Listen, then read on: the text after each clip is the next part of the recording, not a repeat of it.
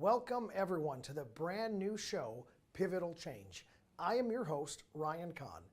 The entire purpose of this show is to empower entrepreneurs, to inspire leaders, and to get those change makers ignited into transformation.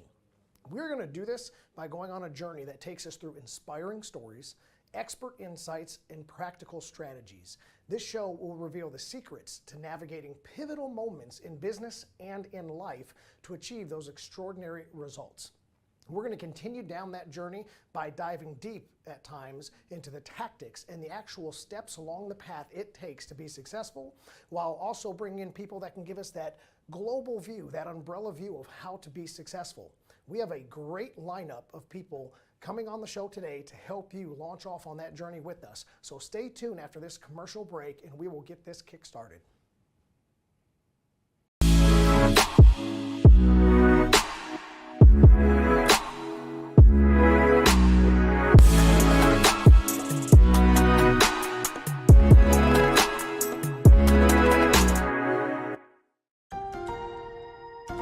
If you're on supplemental oxygen, heavy and awkward tanks can be a burden. Now you can leave home and leave the tanks behind with Inogen, portable oxygen therapy that moves with you. With my Inogen, now I'm able to do the things that I've always loved. I just press the button here and there's my oxygen. Inogen systems are so small and light, you're free to leave the house without the hassles of an oxygen tank. I could play golf again. I could go grocery shopping. I'm free again.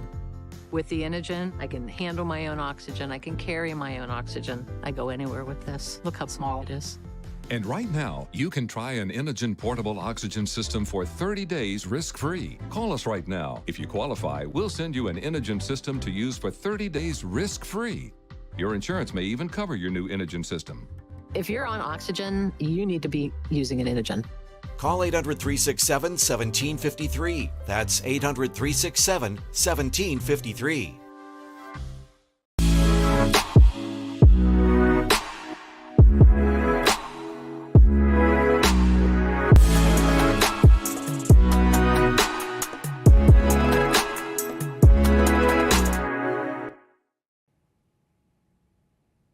Welcome back everyone to Pivotal Change, and I have a very special guest because she's a very dear friend of mine as well. I would like to welcome everyone to Janelle Sakura, the Chief Marketing Guru and co-founder of Kajabra LLC. She is an expert, a specialist in marketing, branding, messaging, and really helping businesses to expand, to really broaden their horizons and take themselves to that next level. So without further ado, I'd like to introduce you to Janelle. Thanks, Ryan. I'm excited to be here. It's a pleasure to have you on the show and be talking with you once again. So I want to kick off our segment here with just jumping in straight to the questions. And the first thing I want to do is I want to do what most people probably wouldn't expect in the whole realm of marketing and branding and messaging.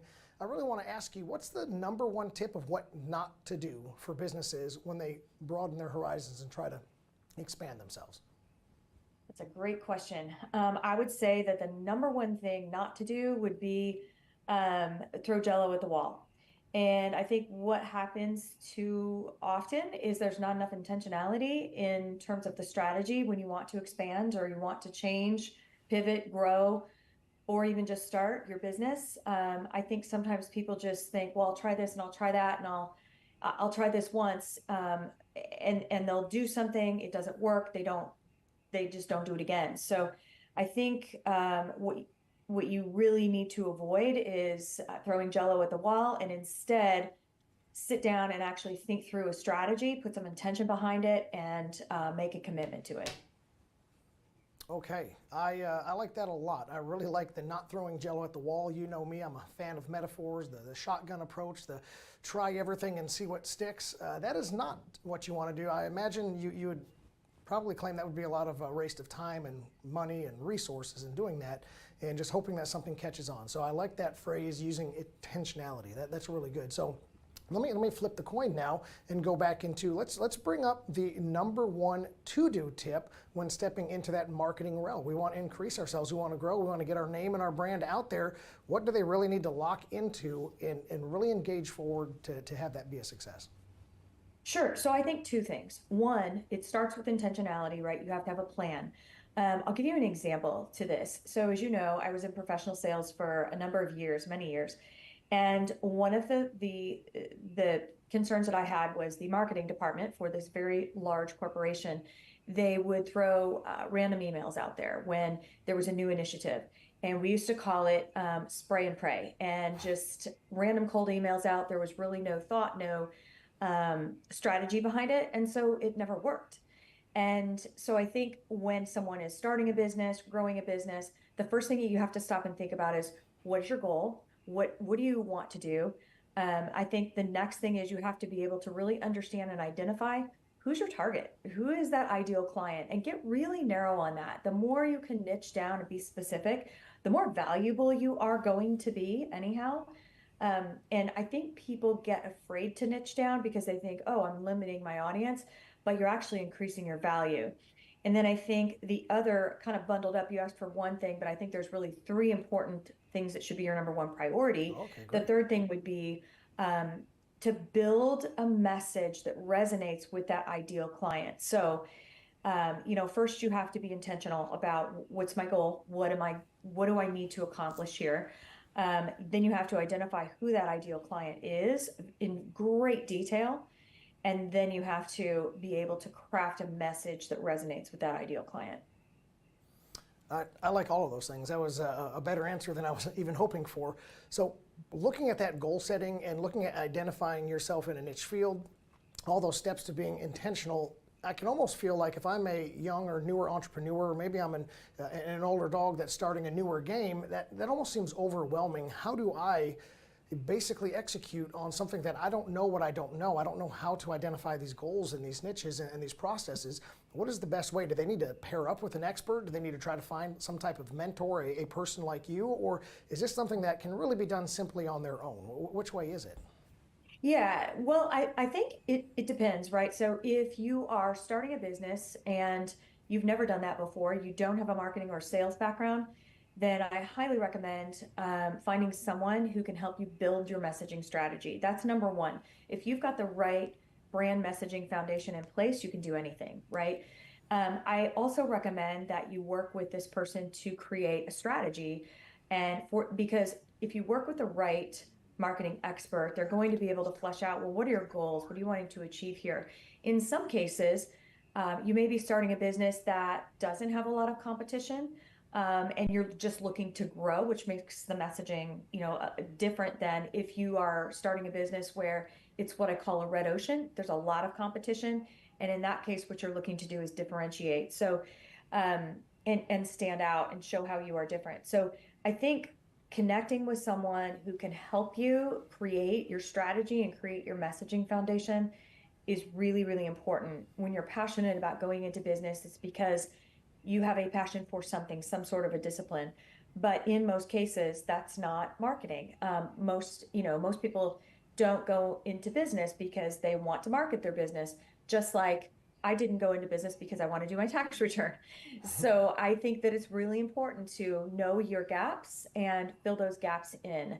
And when it comes to marketing, it's, working with someone who has been there, done that, and has gotten results for others to be able to help get the results that you want to achieve without fumbling around and trying a million things and wasting a lot of time and money and resources.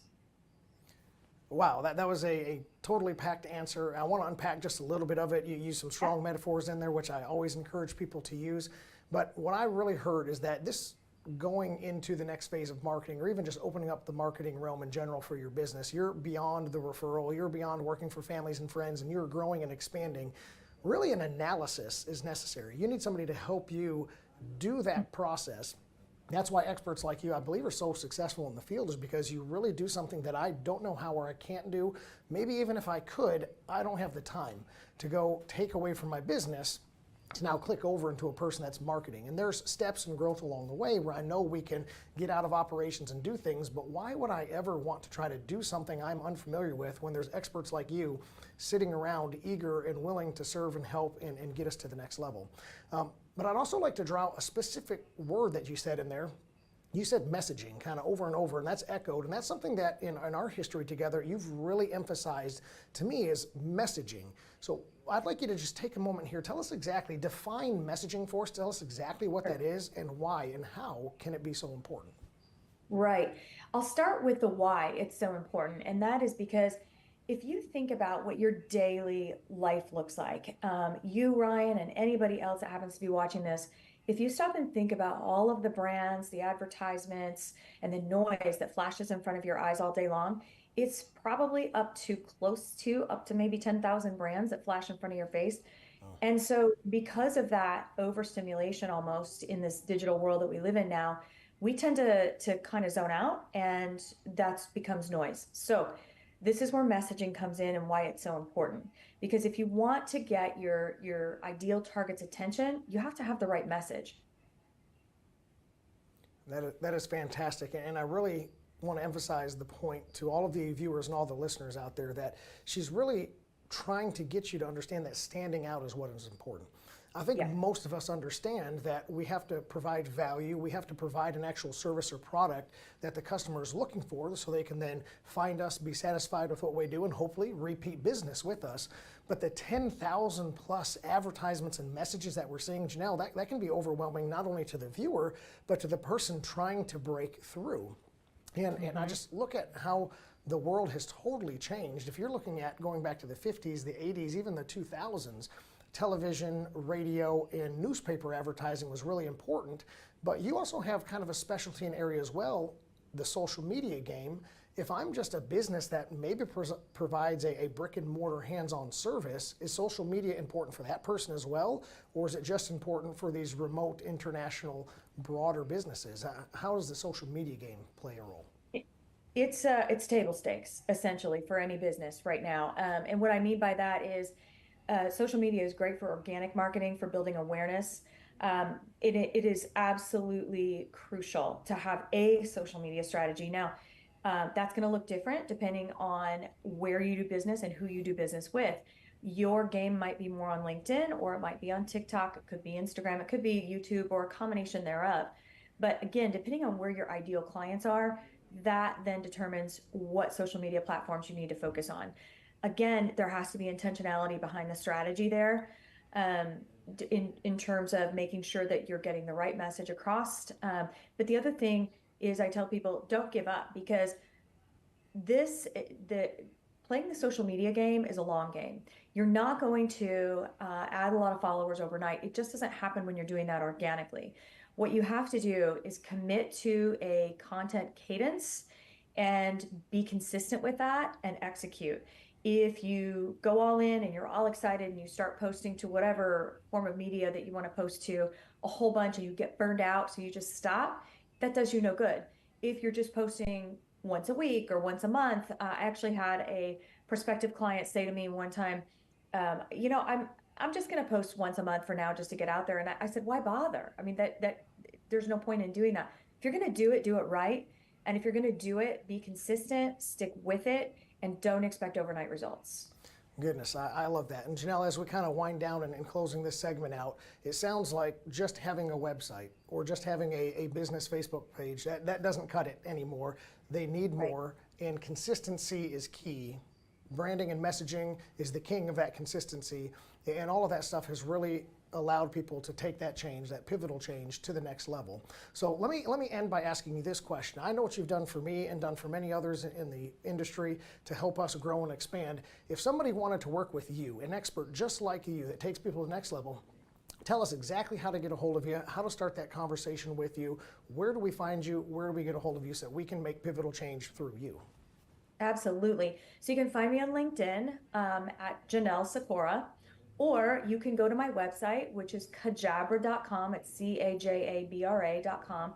And there's a little button up in the top right-hand corner that allows you to schedule a no pressure, just a strategy session with me, just to kind of talk through what are my challenges and to get some value out of that call. There's no obligation to work with me, but hopefully there's an opportunity for you to get some answers to questions that you may have. So anybody who is interested, I would more than love to talk to you.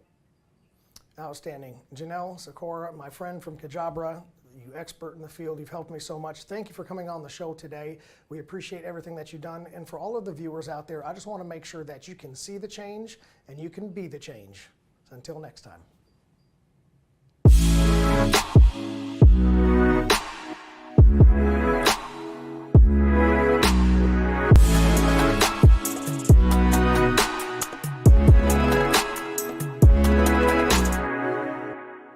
Taking a trip in the next 12 months? Airlines are under tremendous pressure and they're practically giving away their unsold seats. Like every crisis, this one will end too. But right now is the best time to take advantage of giveaway ticket prices on their unsold seats. We're not allowed to publish these low fares online. The only way to get these rock bottom giveaway prices is to call. So phone low cost airlines now for airline ticket prices you may never see again. How would you like to go on a 5-star vacation for just $99? We're talking about the quality of a Westgate resort for $99. Not for one night, but for 3 fantastic nights at one of their luxurious destinations across the United States. And you'll even get a free $100 Visa gift card just for making a reservation. We've got some of the choicest destinations that you'll love in the United States that you can choose from for just $99 for a 3-night stay. Take your family, take a special loved one, but get away. Go on vacation with Westgate Resorts. Call now to make a reservation for just $99, and you get a free $100 Visa gift card. Call Westgate right now and book your vacation. Here's the number. Call 877-930-3491. That's 877-930-3491. Again, 877-930-3491.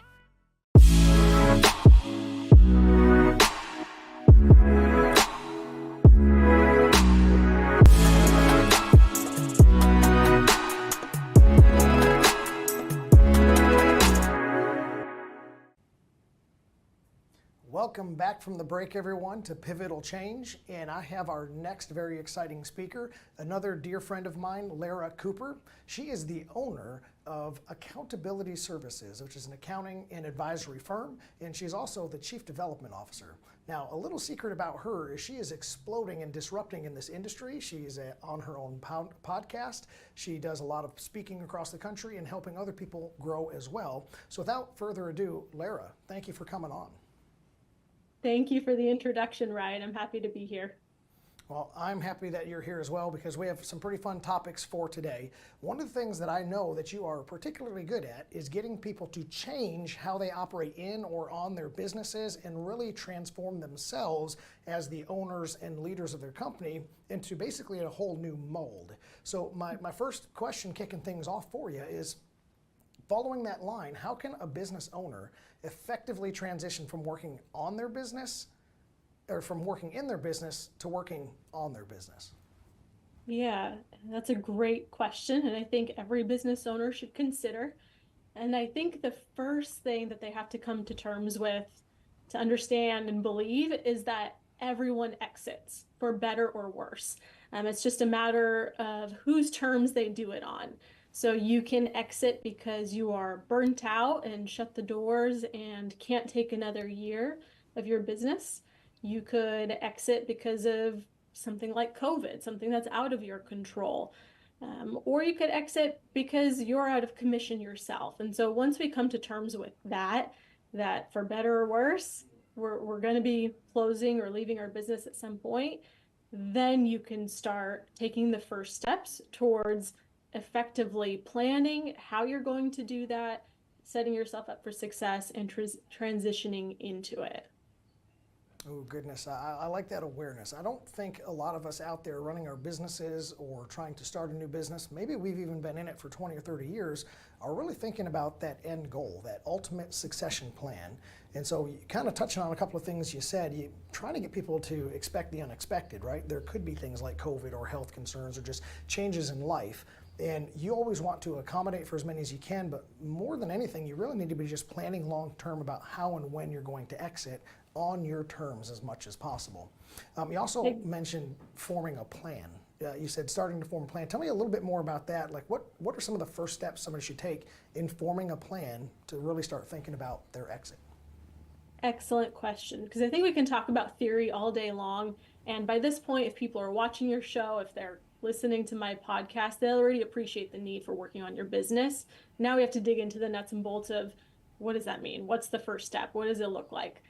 Because it can be overwhelming if it's not something you're accustomed to doing. And so, number one, I would say prioritize figuring out your time management.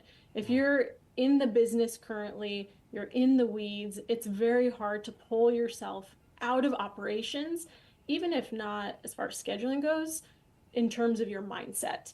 And so, whenever you have the best energy in the day, maybe that's first thing before you check your emails, maybe it's last thing in the evening, really set down some, specific time blocks and think about, what's my goal? What's my vision for the business? What am I trying to accomplish? Because nobody went into business just to file an extra tax return. They likely went into business because they wanted to retire early, have more time with their family. Maybe they have some very ambitious goals, and the only way you're going to get there is with a plan. But a plan needs a goal. And so start there, figure out what you're really trying to accomplish. What does success look like for you in 3, 5, 10 plus years? Because if you have that in place, setting the midterm, the short-term goals and the key performance indicators required to achieve it, those ones can adjust with the industry or your circumstances or challenges and opportunities you face, as long as you have that vision clear in mind. And so once that's established, continue that habit of setting time aside to look at the data, look at it in comparison to the goal, the KPIs, the key performance indicators that you set in place, because by having those measurable things, you're able to track progress. You have a scorecard. You know where the low-hanging fruit is. What you need to attack in business to get you closer to your goal. And having those things clearly defined also helps you really prioritize how you spend your resources, both your time and your dollars, because as entrepreneurs, we love to do everything, but we're only going to accomplish something big if we focus in. And so that's where I would start, is figuring out where that focus is and then breaking it down into clear, measurable goals. I love that. You said a whole lot. I felt like I should have been taking notes, because that was basically a whole lesson in itself. And to echo some of what you said, coming up with an action plan is just paramount, and focusing on that vision to develop that action plan. And then what I really, really want to draw out to people is how to measure that and put specific components in place so that it can be measured and therefore tracked, changed, and pushed towards the growth. So I mean, that's beautiful. I'm very, very glad you brought all of that up. So let me change just a little bit here and ask you about like the challenges specifically. What are some of the challenges that an owner who has began to do what you said, they're starting this transition, what do they face as challenges and how do they overcome those? That's a great question. And two of the biggest ones are, first, time management. You're in the weeds and you can't pull yourself out of it. And that's one of those things where you just have to come to terms with change requires change. And it's a lot like, going through a cleanse or something like that, where it's probably going to be uncomfortable at first, but pick the time when you're most productive and just start charting this out. Even start with 5 to 10 minutes and then expand that as time goes on. But I think the bigger challenge really is that fear of change. It's intimidating. It requires work, and oftentimes you don't know where to start. Again, that's where the planning comes in, because oftentimes when you get something down on paper, it looks so much more achievable than when you're just letting it, wreak chaos and havoc in your mind. And I always like to compare a transition from moving, working in the business to on the business, to a gym membership. You can believe in the theory all day long, the value of working on your business. That's like having a gym membership, but you have to use the equipment to actually see change and growth.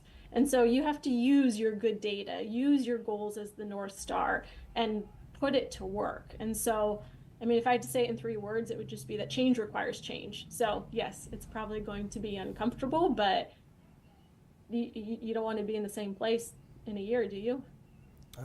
Definitely not. So change requires change. I hope everybody literally wrote that down. It echoes through your minds because you got to change yourself in order to get the change that you want in others. I love the gym membership metaphor. For me, most of the time people make some big commitment, they buy a gym membership, and they fall off the wagon, and now they're just paying more money to stay unhealthy. And we don't want to do that. We don't want to squander our resources. We want to get in there and do the things necessary. We want to get fit as a business and as a leader, and overcoming challenges like that with the time management and setting the goals and knowing yourself when you're most productive and getting that done. I love it. Those are all beautiful things. Well, so now we've talked about it, and we've kind of narrowed in on some of these topics. Let's start off with, or not start off, let's kind of get towards the finishing off with an example. Do you have a business or somebody that you can kind of tell us about and how they successfully navigated their transition and maybe still are navigating that transition, and what were some of the outcomes that they achieved with that?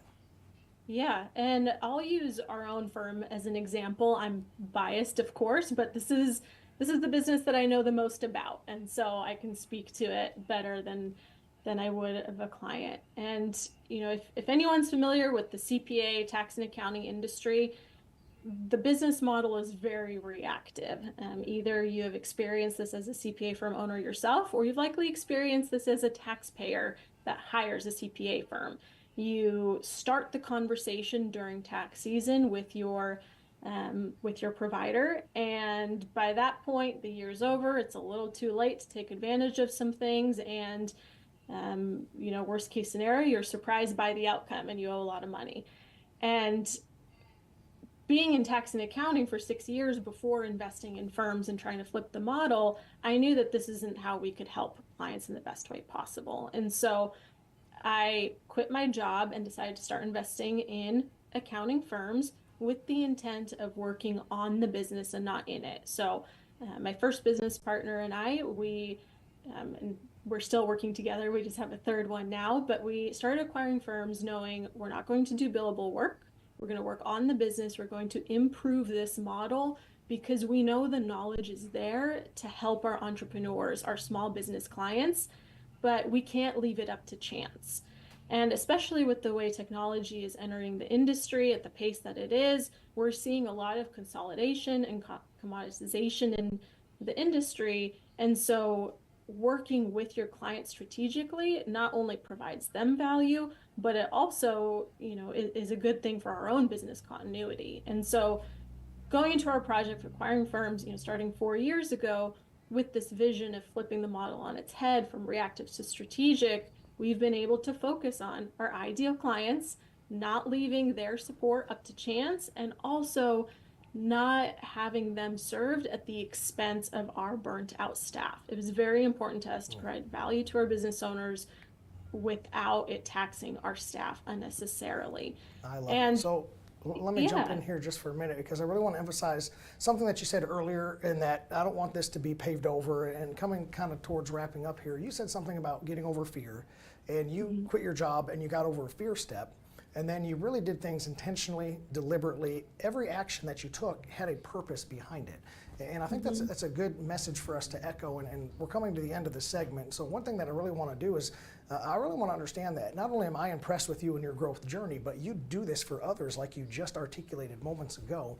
So if somebody wants you to do this for them, Lara, how do they get a hold of you? How do they get in contact with you and get you to help them down this exact same path? Sure. So on the banner at the beginning of the interview, you had my LinkedIn link. My name is Lara Cooper. The website is accountabilityservices.com, and my podcast is The Accelerator. And so you can reach me through any of those, and I would be more than happy to entertain a conversation with you. It's a 30-minute free strategy session. So why not? You might as well take advantage. Lara, that's wonderful. Thank you so much for coming on today. I look forward to having you on the show in the future. And what we're going to do is we're going to cut to a break right now and be back with our very next guest. So stay tuned.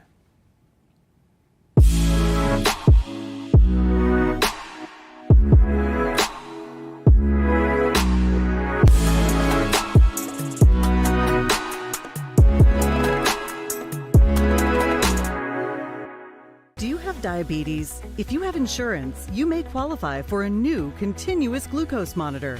With a CGM, you can continuously track your levels and trends, spend more time in range, significantly lower your A1C, and share important data with loved ones and caregivers. Most importantly, a CGM eliminates the one thing most people with diabetes hate: painful finger sticks. Take charge of your health. Order your new continuous glucose monitor today. If you use insulin and have seen your diabetes care provider within the last 6 months, you may qualify for a CGM today. We'll do all the insurance paperwork and deliver your new CGM at little or no out-of-pocket cost to you. Medicare and most insurances cover continuous glucose monitors, so don't wait. Have your insurance handy and call the CGM Health Hotline now. Are you nearly maxed out on your credit cards? It doesn't matter if you're using your credit cards for fun or to survive. At the end of the month, your statements come in, and you can either pay them or you can't. If you can't, late fees and interest rates get tacked on. And now you're struggling just to make the minimum payment due. Do you feel trapped? Am I talking to you? Good, because I personally researched some companies that can help you. They may be able to reduce your credit card balances by 50% and stop the late fees. If you qualify, please call our special debt hotline number right now for a complimentary free 5-minute consultation. Deal with your credit card problem now before it gets much worse and put more money back in your pocket. Trust me, I've been there too. Call right now. Call 855-993-2096 right now. That's 855-993-2096.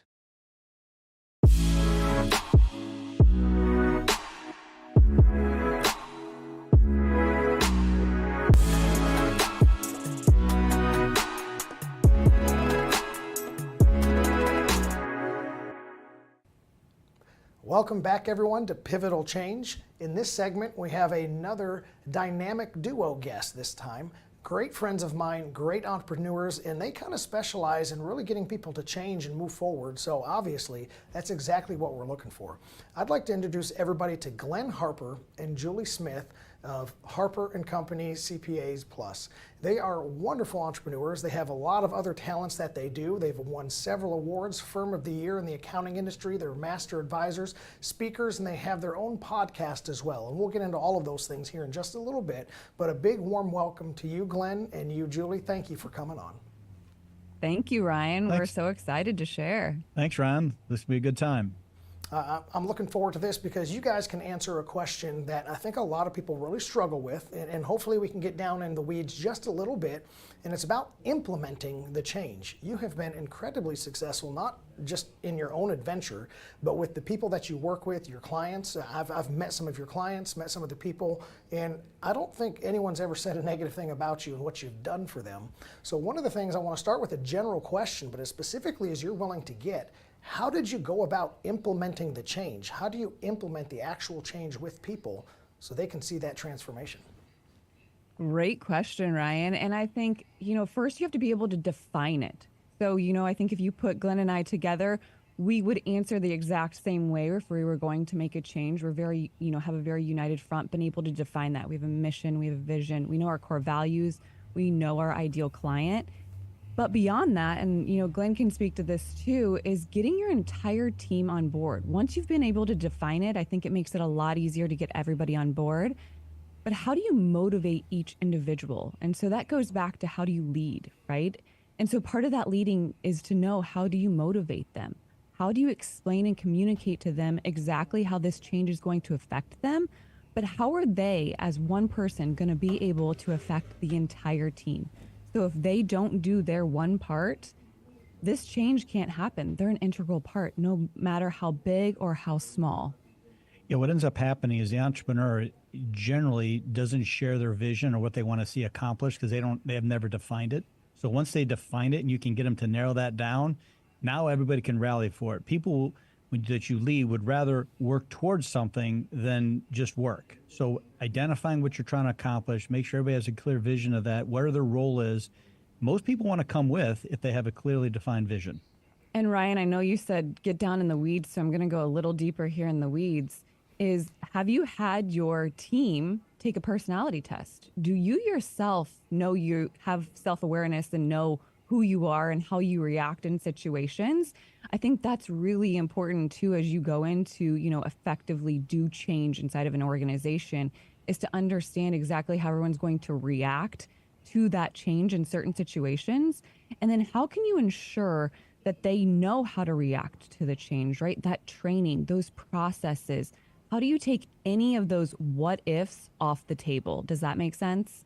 Oh, that makes total sense. Yes. Don't forget, as entrepreneurs, we think everybody thinks like us, and they don't. We are an anomaly of how we think. So you have to be able to communicate to your team. And again, this is whether you're an entrepreneur, us with our team, whoever, just you have to be able to communicate is, recognize that people don't think like you do. So you're trying to get the best out of them to do what they want to do in their world that works in your world.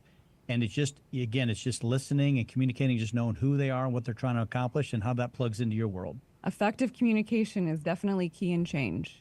Oh, I love that. So that effective communication, and to break it down a little bit, you became more effective by actually taking personality tests, doing little identifiers to say, hey, how are we different? How can we work together? I know from personal experience that you and Glenn think a little differently, communicate a little differently. So how did you, let's say, make a Venn diagram and discover the overlap in the middle to where you can do your best work?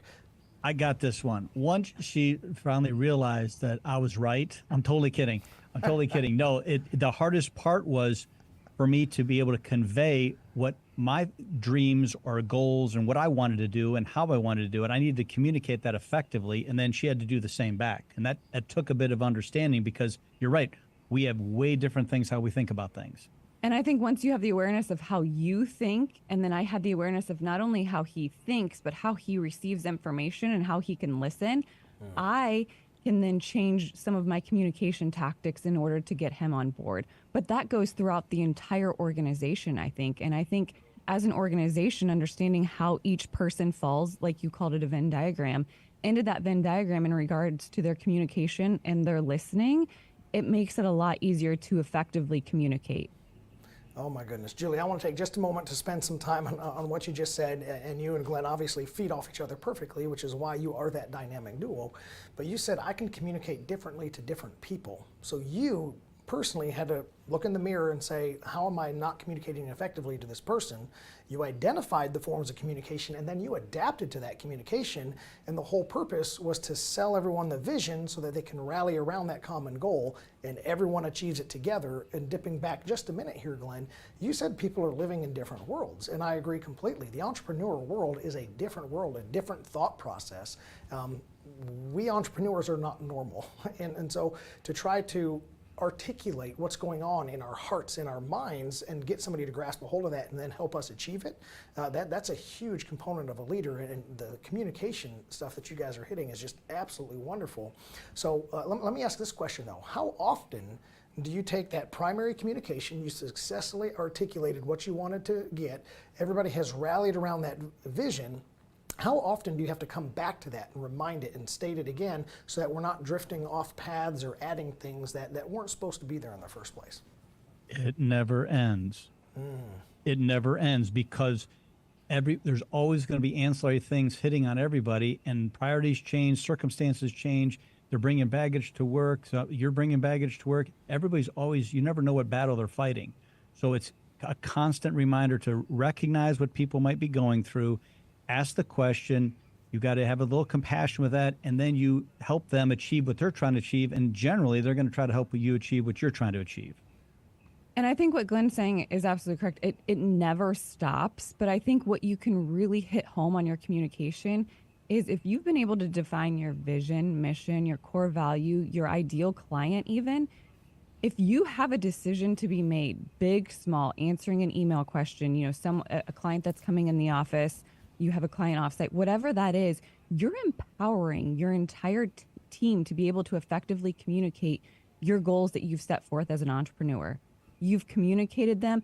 Every decision goes back to those. And I think once you're able to communicate that effectively to your team and they understand that it all goes back to that because you've reminded them every single time, our ideal client's X. Hey, Glenn, is that our ideal client? Is that who we're really going after? You're empowering them to make that decision because you've already defined the answer. And I think that's what's really cool when you go through change is that you empower your entire team to be able to make the decisions because the decisions are already set forth in what you've been able to define. And remember, this applies to any entrepreneur out there running any type of organization. It's not just limited to our consulting, what we do. It's anybody has to deal with this because everybody has a product or service they sell. They want to, generally entrepreneurs want to do a really, really good job on that thing that they're trying to sell, whatever that is. And they really want to deliver it in a way that they feel good and their client feels good. It's never, the money's important, but it's about what you're trying to deliver. It's not the end product is not the money transaction. It's creating a value. And that doesn't matter what you sell to who or however, trying to figure out what that is and how to do it effectively, that's the key. I like that a lot. So creating the value, you guys layered a lot on there, but creating the value is really important. You know, I've personally had experience with trying to understand that. So you have successfully created the value, and not only going back to the beginning of this conversation, Julie, where you said people understand what their place in their cog in the wheel or their place in the machine affects the whole industry. They understand their value as the employee, but they understand the value now of what they're delivering.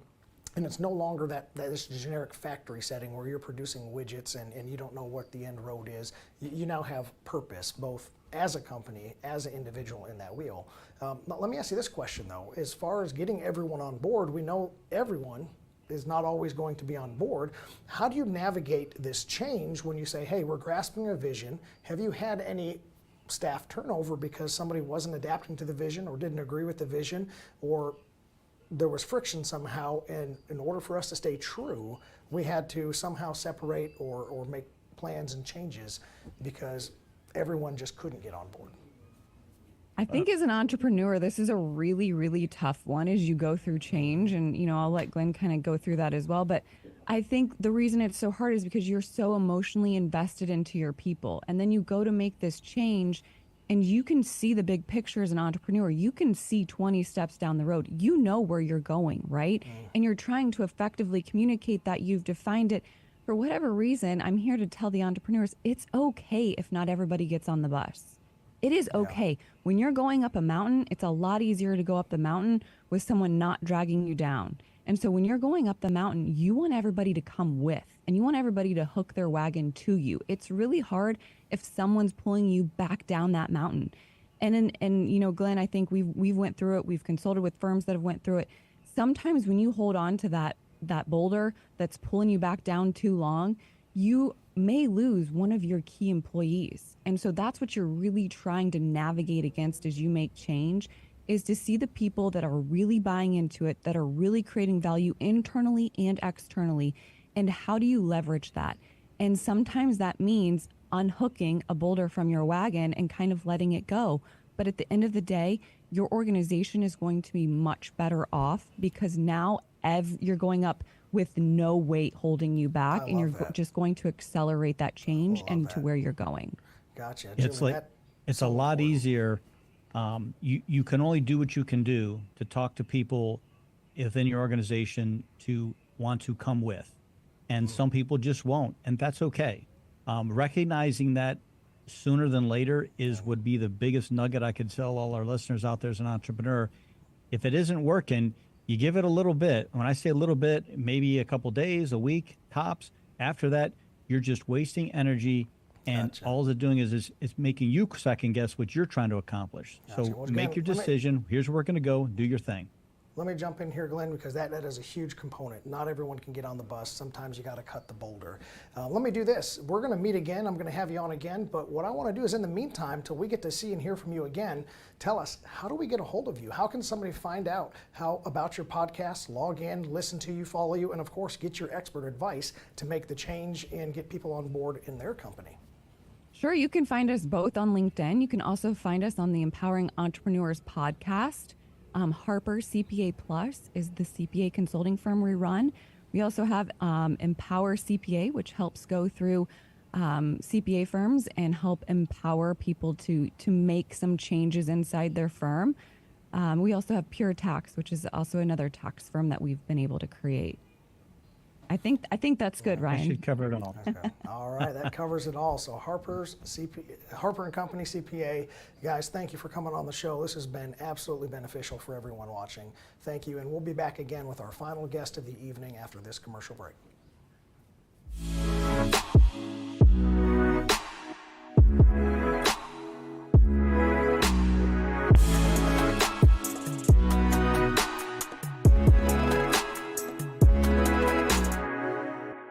How would you like to go on a 5-star vacation for just $99? We're talking about the quality of a Westgate resort for $99. Not for one night, but for 3 fantastic nights at one of their luxurious destinations across the United States. And you'll even get a free $100 Visa gift card just for making a reservation. We've got some of the choicest destinations that you'll love in the United States that you can choose from for just $99 for a 3-night stay.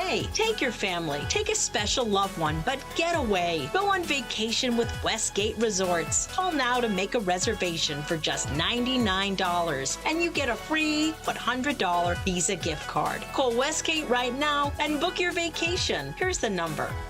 Call 877-930-3491. That's 877-930-3491. Again, 877-930-3491.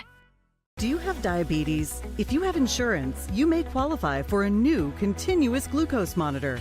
With a CGM, you can continuously track your levels and trends, spend more time in range, significantly lower your A1C, and share important data with loved ones and caregivers. Most importantly, a CGM eliminates the one thing most people with diabetes hate: painful finger sticks. Take charge of your health. Order your new continuous glucose monitor today.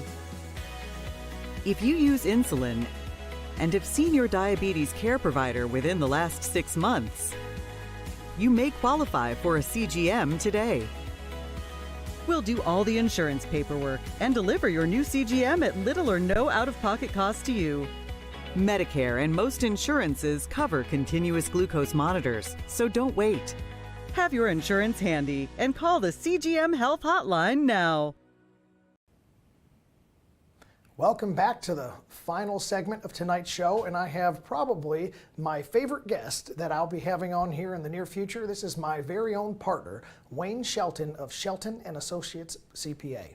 He's also my father-in-law, so he is the one that recruited me to make the most pivotal change in my life, which is why he is capping off our show tonight. So without further ado, I would like to introduce you to Wayne Shelton, a CPA who's been in the business for 50 years, 48 as a CPA, an entrepreneur, a businessman, and a coach to so many people who have changed their lives, run their businesses, and helped elevate themselves. Wayne, thank you so much for coming on. It's my pleasure. So what I want to do is I want to use you, and I want to use the historical side of you to really tell people where we've come from, what is possible, and what the future can look like for them. So starting off, can you tell me just a little bit about, since we're accountants, in the business and accounting world with the IRS and state law changes, what does the landscape look like in the last 50 years since you've been in the game? Things have changed so dramatically. It's almost unrecognizable, the profession, really. For the first 30 years of my practice, when I was in practice, there were not many changes. The IRS, Kentucky Department of Revenue, would periodically make changes, typically to depreciation, but not very many. But in the last 10 years, particularly the last 5, they have just gone crazy with making changes. Everything has been changed. They've changed due dates. They've changed, you name it, they've changed it. And that is one of the big changes that has happened on the tax front. The actual profession has changed dramatically also, I feel like. Yes, and we've experienced that a lot. So with those changes, they've basically been condensed. We had a huge period of not much or any changes and really nothing too significant to starting to see significant changes in probably, the 80s and 90s. And then getting into modern times, we've had rapid fire changes, especially with things with the whole COVID crisis and all the legislation and tax code changes, various changes with the political landscape and how that has changed things. So with my question following up to that is, how have you adapted to the rapid developing climate with not only your internal operations and what you do, but more so what you deliver. That has also changed dramatically, and how we've handled it is probably for a long time was very poorly. But in the last 5 years, basically since you came, we have made a dramatic change in the way we work with our clients. And instead of just being a tax factory, which is what we were and which most CPA firms are and have been for the last 50 years, as long as I've been in practice, we've changed over to a model that actually works very closely with our clients on a monthly, quarterly basis, where we're actually doing tax planning rather than just doing one-off tax returns. I like that. So you've completely changed the model. So one of the things that when you approached me to come on board with you, I always like to tell people that I was in a whole different world. I was in law enforcement. I was never really scared of numbers because of the educational background that I have, but I was not a tax person. And I looked at you, and your ultimate sales pitch to get me on board was that, hey, don't worry about that. I need the leadership, the growth, and the development things that you had the vision to understand. And you said, I can teach a monkey to do a tax return. And effectively, your sales pitch was calling me a monkey. And I guess it proved true because it worked and you got me on board. Yeah, it worked. That's the amazing thing. It sure did. So what were the early changes that were implemented? What was in your mind? Tell our audience what you had in your vision that you needed me to help you with so they can understand what the process of change looks like. You know, I wasn't really sure what we needed. I just knew that what I was doing wasn't working. Okay? I was not trained in leadership, management, whatever you want to call it. I had not done a great job at that. We got to the point where we had 9 people, and it just got to be overwhelming. I could not do anything but deal with the day-to-day management of the firm, and being the largest biller of the firm, that was a huge problem. So we've changed all that, and it's been a dramatic difference for me personally, for the practice as a whole, and it's been transformed. The transformation has been not what I expected. So the golden statement that you're making there is you recognize, and this is why I was so encouraged to team up with you, is that you recognize that there was a need for leadership, that you were living in a broken system, and you had the idea to change. And I remember a conversation we had when I first came on board with you, and we partnered up, and now we're running the ship together.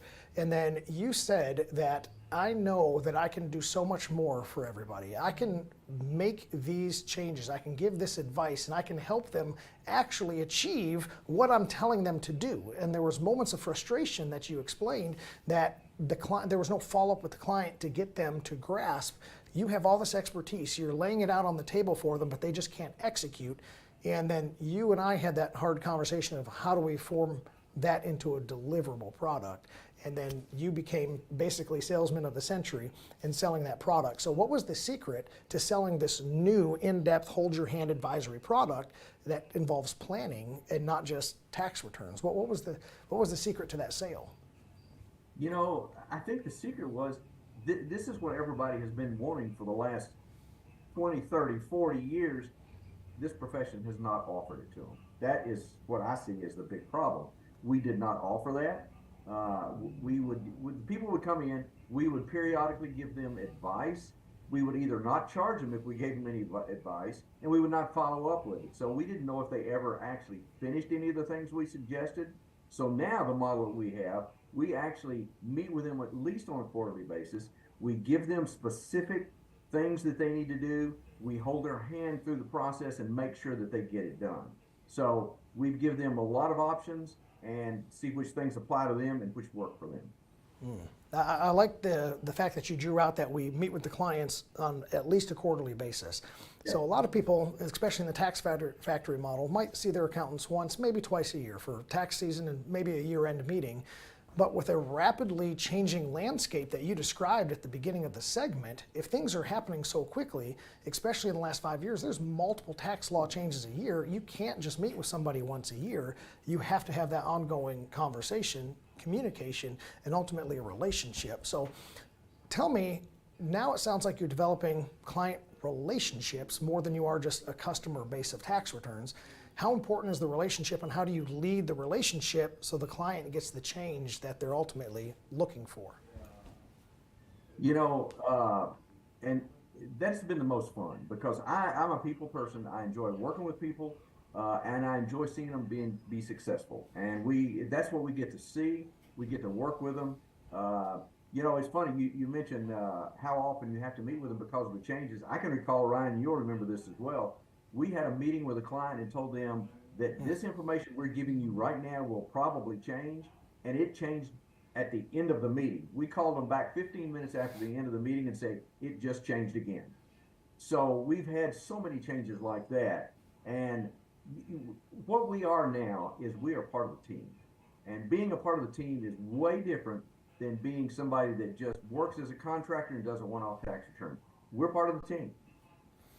So being a part of the team, we team up with our clients, and they don't see us just as a commodity, an expense, legal and accounting expense on their spreadsheets, but what they see is they see a teammate that they can draw into their bigger picture. So how does that team work inside the firm with teams as well as implementing it into their team in their real world life? How do they rely on each other, and how do those teams function? Well, and what we do when we bring a new client on, we assign them a team. And that's a whole lot better than just assigning a me. Because what we do is we have a bookkeeper, a tax preparer, an admin person, and you or I, one of the two of us, to kind of oversee the thing. That works out great because if they have a payroll question, I'm probably not the right guy. I'm not the fastest guy to get the answer. And, I'm out at clients, I'm in meetings. So if they cannot get a hold of me, they know that they've got a whole team of people that they can work with. So they will be able to call the office. They'll be able to find the help that they need quickly. And in all of our packages, we include unlimited phone calls, questions, and that type thing. Hopefully we answer most of those questions in our meetings, but if they have a question, they can call us and it doesn't cost anything. Yeah, that's probably a huge anxiety relief for a lot of clients who just feel like every time they pick up the phone, they're going to get billed by their accountant. But now they have a total value package that you deliver, which is a relationship. And so going along with this final lines, as we kind of get closer to wrapping up this segment and the show for tonight, I want to plant a cliche, teaching an old dog new tricks. If you were speaking to the entrepreneurs out there that have been doing something the same way, whether they're few years in the industry or 50 years into the industry, what is the one takeaway you would encourage them to have from hearing you and hearing your transformation? Because you're working less, you have less clients to deal with, you have better teams built around you, you've created a real foundation for yourself to have free time. And I know how much you like to travel. You're doing this now, but you're out of the operations, you're relying on your team. What takeaway should everyone have from an old dog learning new tricks from you? What's that? Give us that paramount piece of advice. It's tough, but what you've got to do, let me give you some examples. I used to keep my own calendar on paper. You changed that. You got me on the computer where I'm doing that. I do not even make my own appointments now. I typically do not take phone calls. I do not, if somebody texts me and say they want a meeting, I send that to somebody else and handle it. So being able to kind of step away from the contact that I'm not really needed on has been a huge deal for us. It's been a huge deal for the team. All the staff loves being able to work directly with the clients. So that's kind of the way it's worked. And, I love that. So Wayne, I think the biggest thing is get out of your own way. Get out of your own way. Okay, so that's what I was hoping you would say, because that's the thing that you've echoed to me so many times. Get out of your own way is absolutely fantastic. So Wayne, as we draw a conclusion, let me ask you this question. So somebody wants to learn how to get out of their own way. They want to learn how to function in teams and build relationships. How do they find you? How do they get a hold of you and get you to transform them, just like you had quite the successful journey and ongoing adventure? Where do they find you?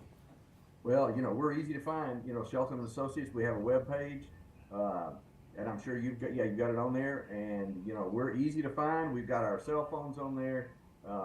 We actually go to several actual firms during the year and help them walk through the process of making these changes. It's very, very interesting to watch a CPA firm that's been using the old model for so many years to try to get moving into this direction. But it is not that hard. It is not that hard. And the big thing that we keep telling people is what we used to do is give away so much information for free. Outstanding. We just gave it away. We might save somebody $50,000 and we spent 10 minutes doing it, and we didn't even charge them for it. Gotcha. You know, is that Well, fair? No, it's not. That's not fair. And your clients probably want more from you anyway. So Wayne, thank you so much for coming on the show tonight. We're going to have you back. We're going to see more of you. We know where to find you from now. And for everyone watching, thank you for tuning in.